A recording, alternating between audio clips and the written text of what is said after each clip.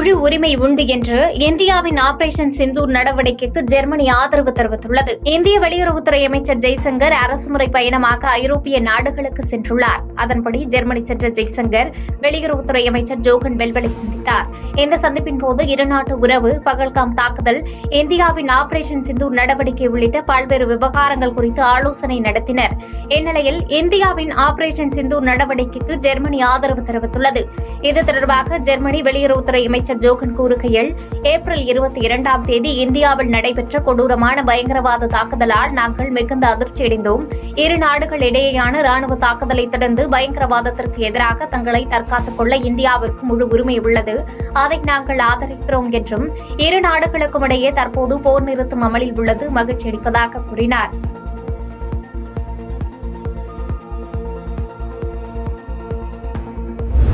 பகல்காம் தாக்குதலுக்கு பின்னால் மிகப்பெரிய சதி உள்ளது என்று ஜெர்மனியில் இந்திய வெளியுறவுத்துறை அமைச்சர் ஜெய்சங்கர் தெரிவித்துள்ளார். ஜெர்மனி தலைநகர் பெர்லினில் உள்ள புவிசார் அரசியல், புவி பொருளாதாரம் மற்றும் தொழில்நுட்ப மையம் ஏற்பாடு செய்திருந்த நிகழ்வில் பேசிய இந்திய வெளியுறவுத்துறை அமைச்சர் ஜெய்சங்கர், பகல்காம் தாக்குதலின் முக்கிய நோக்கம் மக்களிடையே பீதியை ஏற்படுத்துவதும், காஷ்மீரில் வளர்ந்து வரும் சுற்றுலாத்துறையை சேதப்படுத்துவதும், நாட்டில் வகுப்புவாத மோதல்களை தூண்டுவதும் ஆகும் என்று தெரிவித்தார்.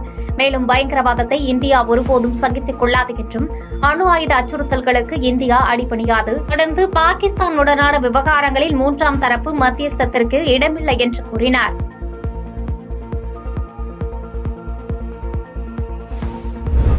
டெல்லியில் 23 பேருக்கு கொரோனா தொற்று பாதிப்பு உறுதி செய்யப்பட்டுள்ள நிலையில் கண்காணிப்பு தீவிரப்படுத்தப்பட்டுள்ளது. தெற்காசியாவில் மீண்டும் கொரோனா தொற்று பரவி வரும் நிலையில் இந்தியாவின் பல்வேறு மாநிலங்களிலும் பாதிப்புகள் கண்டறியப்பட்டு வருகின்றன. இந்நிலையில் தலைநகர் டெல்லியில் 23 பேருக்கு கொரோனா பாதிப்புகள் உறுதியாகியுள்ளதால் தொற்று பரவலை கட்டுப்படுத்தும் நடவடிக்கைகளை அரசு தீவிரப்படுத்தியுள்ளது. அதன்படி அனைத்து மருத்துவமனைகளும் தயார் நிலையில் வைக்கப்பட்டுள்ளது. இதுகுறித்து தெரிவித்துள்ள டெல்லி சுகாதாரத்துறை அமைச்சர் பங்கஜ் சிங், இதுவரை 23 கோவிட்-19 பாதிப்புகள் உறுதி செய்யப்பட்டுள்ளதாகவும், பாதிப்புக்குள்ளான நோயாளிகளின் பயண விவரங்கள் உள்ளிட்டவை சேகரிக்கப்பட்டு விசாரணை மேற்கொள்ளப்பட்டு வருவதாகவும் தெரிவித்தார். அனைத்து மருத்துவமனைகளிலும் படுக்கைகள், ஆக்ஸிஜன் சிலிண்டர்கள், மருந்துகள் மற்றும் தடுப்பூசிகள் தயார் நிலையில் வைக்குமாறு மருத்துவமனைக்கு அறிவுறுத்தப்பட்டுள்ளதாகவும், நாட்டில் கொரோனா தொற்று பாதித்தவர்களின் எண்ணிக்கை 312 எட்டியுள்ளது என்று கூறினார்.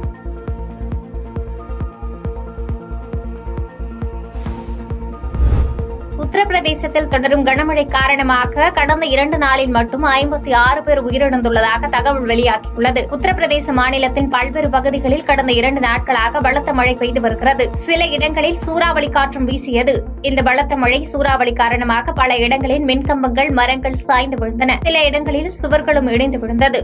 மின்னல், மின்சாரம் தாக்கியதில் கடந்த 2 நாட்களில் மட்டும் நகரங்களின் பல்வேறு பகுதிகளில் 56 பேர் உயிரிழந்துள்ளனர். மழை தொடர்பான சம்பவங்களில் உயிரிழந்தோர் குடும்பத்தினருக்கு நிதியுதவி வழங்க முதலமைச்சர் யோகி ஆதித்யநாத் அதிகாரிகளுக்கு உத்தரவிட்டுள்ளதாக தகவல் வெளியாகியுள்ளது.